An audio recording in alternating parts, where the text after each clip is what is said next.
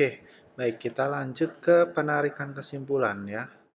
Nah, penarikan kesimpulan ini dari awal pengumpulan data, penelitian harus memahami arti dari berbagai hal yang dia temui. Nah, simpulan akhir ini tidak akan terjadi sampai pada waktu proses pengumpulan data sudah berakhir. Nah, simpulan ini perlu diverifikasi kebenaran juga. Nah, ini model analisis jalinan, ada reduksi data saja data dan penarikan kesimpulannya. Ini model analisis interaktif ya, dari pengumpulan data kemudian ke penyajian data, di cross check, simpulan-simpulan verifikasi. Oke, kemudian ada reduksi data juga di situ. Jadi ada dua cara ya, reduksi data, kemudian ada reduksi data jadikan simpulan juga bisa ya. Nah, kemudian ini juga bagian dari penelitian kualitatif tentang penyajian data dan sebagainya tadi. Nah, studi kasus. Nah, ini studi kasus menarik. Kemarin ada 2017 yang memilih untuk memakai studi kasus. Si Vera, mungkin kalian bisa tanyakan ke dia ya, bimbingannya Bu siapa ya, Bu Edri.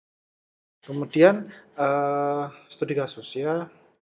Ini lahir pada tahun salah ini kayaknya 1950 1890 mungkin itu. Kemudian masa modernis, kemudian juga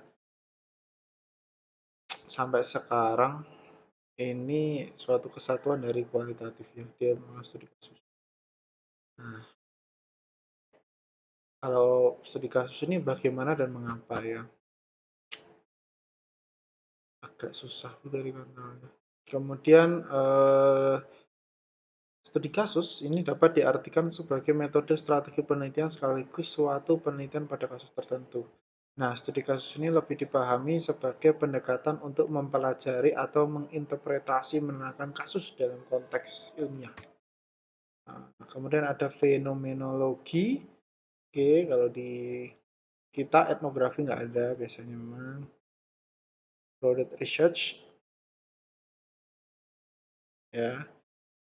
Kemudian kita ke laporannya aja langsung bahwa penulisan laporan adalah salah satu tahap akhir dari penelitian. Ya, dalam penelitian kualitatif terdapat beberapa rancangan dan metode penelitian yang berbeda-beda tergantung paradigma yang digunakan. Hal ini mengakibatkan penyajiannya juga berbeda. Tapi kalau di kita tetap 5 bab itulah. Bab 1 latar belakang dan sebagainya. Bab 2 kajian teori. Bab 3 metodologi. Bab 4 hasil dan pembahasan.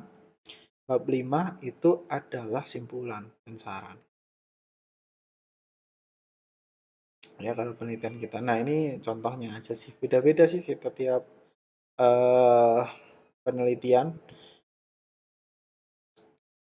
Biasanya ya cuma sampai 5 bab ini. Kalau di latar belakang ya pendahuluan ya isinya ini. Kemudian teori penelitian ini. Bab 2-nya, bab 3-nya metodologinya. Ya tergantung lah ya. Tapi kalau kita tetap bertahan dengan yang 5 itu, bab 1 sampai bab 5. Oke. Latar belakang, kalian sudah tahu ya latar belakang itu apa?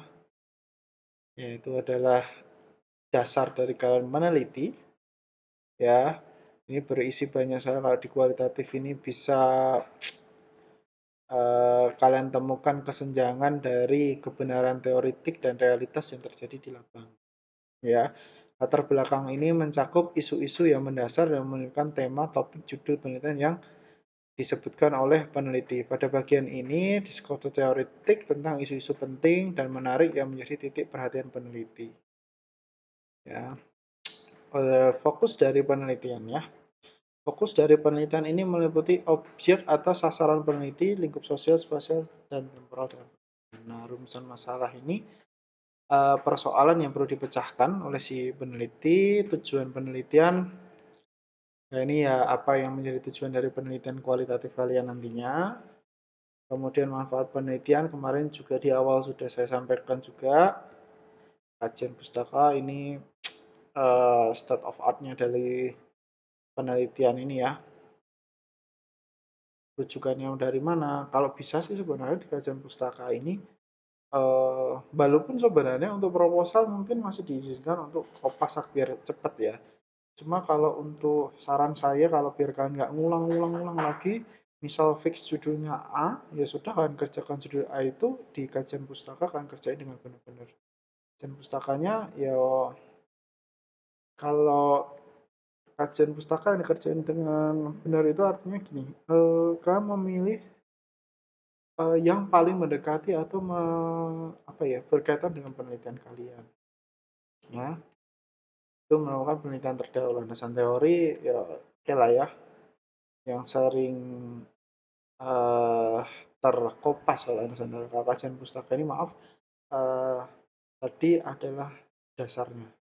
Jadi penelitian terdahulu yang berkaitan dengan penelitian kalian landasan teori ini lebih kepada teori-teori yang diungkap ya menjelaskan hubungan variabel ini adalah hasil pemikiran kalian. Misalnya kalau mau meneliti kesulitan belajar bla bla ya sudah kalian tulis saja materinya apa. Misalnya di kesulitan belajarnya hidup karbon ya coba dituliskan di situ. Kemudian kesulitan belajar itu bisa dari mana aja sih kamu jelaskan juga.